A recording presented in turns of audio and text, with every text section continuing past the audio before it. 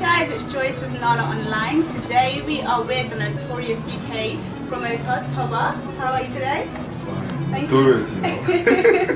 Well, your name gets around. We've heard about your exclusive and exciting party night. Okay. How are you today? I'm good. So could you just please introduce yourself and just give us a little breakdown about what you do? This is gonna take a long time. Alright, cool. My name is Abiodun Shibudu. Most people call me Toba. I'm 33 years old. I'm 34 this year. I've been in the UK for about since 2000. Yeah, I think 2000. I've been doing what I do for the past 9 years. Wow. Most times I tend to say I kind of started by luck, but I actually don't think so. I think I started when I was in university in Nigeria, so yeah, I do events. I've started for a while. I live in the UK. I do probably the biggest events around in my January, my forte, Yeah. So yeah, that's about it. So how did you start out? Were you just sending out flyers, standing at the door? I started. I was in the club, a couple of the band and a couple of friends of ours. Who else is now? But yeah, so we were in a club. We used to do parties, and at some point I kind of jacked. We were not supposed to charge. It was not a rave. It was just like an exclusive party. Yeah. But I kind of jacked it and I started doing raves without telling the other guys. So beef started from that. I've been notorious from day one. Yeah. I just felt we could make money from it, and I started doing it without the authority of the others. But I kind of was the loudest one. So I wasn't the chief, but I was the loudest one. So most people tend to go with me. And long story cut short, I started doing events, and that was where it started from. So it started from Nigeria. But when I came to this town, I wasn't into that. I finished my masters, and like everything about Nigeria, I was in the streets. Sorry, but that's the truth. I was in the street trying to hustle, trying to make money. But I had a friend, a girlfriend, not my girlfriend, but a friend that was close to me. And it was her birthday, and she asked if I could loan her some money. Not too much, just a little money to hold as a deposit for the venue. I didn't know how these things worked, so I put the money for her. So, but I invited all my Nigerian friends. They turned up and they blew out the bar. So when I was meant to get the deposit back, the venue didn't call her. They called me, thinking I was the guy that put the event party together. Because they saw me and all the people there, but they saw my name because of my card. So that, alas, that's where it started from. So when they called me back and said, "Oh, do you want to do another one?" I'm like, "Do another one?" Okay, I'll come back. So I went to the O2 and then I started from there. Okay. So what are your passions and what motivates and drives you? There's a little kid here. I don't want to talk. What drives me? The fact that a lot of people want to see me fail. That drives me. That's my number one motivation. Yeah. The fact when you know the amount of people that want to see you fail, that drives you every day. When I wake up every day, I know the amount of people behind that would like to kick me out, wherever they think I have or wherever. That drives me. That keeps me going. The fact that you don't want to fail, and the fact that I have two beautiful kids, I have a lovely girl, drives me as well. I'm very passionate with what I do. I'm very idea-driven. I tend to take things that are bigger than me and I bring it into reality. So yeah, I kind of stopped that now because it's on my fingers too much. But yeah. So do you feel like you have any competition from other promoters? Are you joking? Do I have competition? I have loads of competition. For everything you do, you need some sort of healthy competition. But with the kind of job I have, it's messy, it's insane. Truthfully, I don't call them competitors, I call them time wasters. They don't know what they're doing, all of them. So where would you rank yourself? You already know. Where would I rank myself? I don't know, you'd have to tell me. You already know. On a serious note though, let's be serious.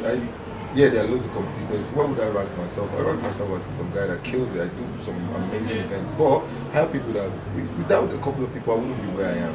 Some of them are not promoters, some of them are like agents, some of them are promoters that are club owners now, some of them are promoters that are now into something else. So I fused with people that I felt were capable. My first rave in the UK was a Kanye West after party. Wow. After the girls' party. So you can imagine, because I had this idea that always merge with people that are here. If I'm a musician and if I have a song, I'll go to Whiskey or Davido or the band, someone that can blow, and I'll tell you, let's sing this song together so that I can tap your own genre. So Michael, Ike Star, Talks VIP, Carbon, TikTok. But those are the people that kind of, Yeah. you know, taught me what to do. But I kind of like, coming from my background as well, Nigerian for the guy, come on. I know what to do. So you mentioned earlier that you have a missus, a girlfriend. With the career you have, It's good your accent. We cut that one. We cut the part. with your career, I mean, there must be flocks of women throwing themselves at you. So how do you balance a relationship and staying faithful and your career? Okay, women throw themselves at me first of all. Okay. You laugh when you say that. I don't put me in trouble. Yeah, well, how do I say this? I think at some point you have to make up your mind what you want to do, where you want to go with your life. At some point you get confused, and so at some point, the older you get, I've been with my woman for 5 years now.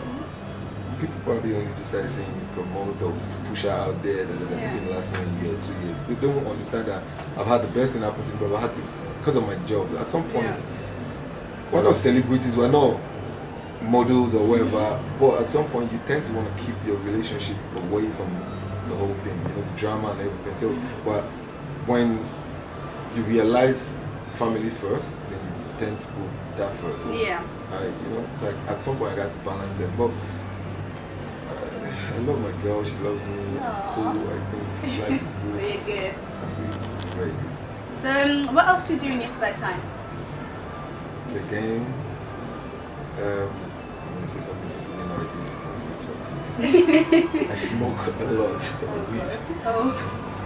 I drink. That keeps that calms me. I hope my mom is not gonna watch that. She's gonna mess up. Yeah, what do I do in my spare time? I work a lot of time. I've been with you, I'm working right now. That's my file. I've been in the car while I was there. He does have his file. I'm a workaholic. I tend to work because you know the bills waiting. When you know loads of things waiting, you tend to work. So I literally don't have a spare time. I wake up 12, 1, depending on what I do, and I start my day from like 3, 4. So I finish at what, 2 in the morning or 3, and then I have to do something for myself till 5. I'm still up. Then so it's messy. So there's no spare time. Every time is work time. Yeah. How do you keep people interested in your upcoming events? That's a natural talent. The ways depends. How do I think first things first, you have to invest in yourself. Yeah. See, so many people do not. I do so many things that maybe sometimes if I wasn't doing this job, I probably not. Maybe where I live, or maybe the cars I drive, or something. Do you understand? But because of the kind of job I have to lead to a certain point. You know, I'm not going to tell you. I can show you. I can bring Jay-Z to your club, and I look like. You know, if you know what I mean. So to an extent, you have to be some sort of, you have to be in a position to be able to attract. So you have to invest in yourself. You have to grow with the right people. You have to be friends with the right people. You have to have access to the right people. You know. So I keep people by having the right beautiful girls around me, the right friends, drive the right cars, do the right artists. You know, if any artist is popular, try and, you know. So when you keep yourself relevant like that, people tend to want to go with, you know. What's hot, what's in. So it's 2016, brand new year. What can we expect from Toba? Number 1, I won't be doing any stupid concerts. Okay.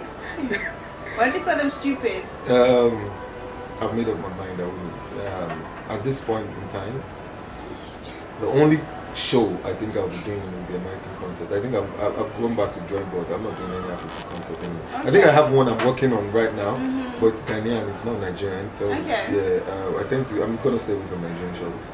Any Definitely. particular reason? They don't make money. Okay. I've done the biggest, baddest. I've had the most black people in the gathering, the whole of the UK, apart from being a church gathering, was myself at Wembley. 7,900 people, Africa Unplugged, the first edition. Never again will it happen, I doubt. I don't think black people tend to support each other like that. I don't think black people tend to do stuff early enough for you not to panic.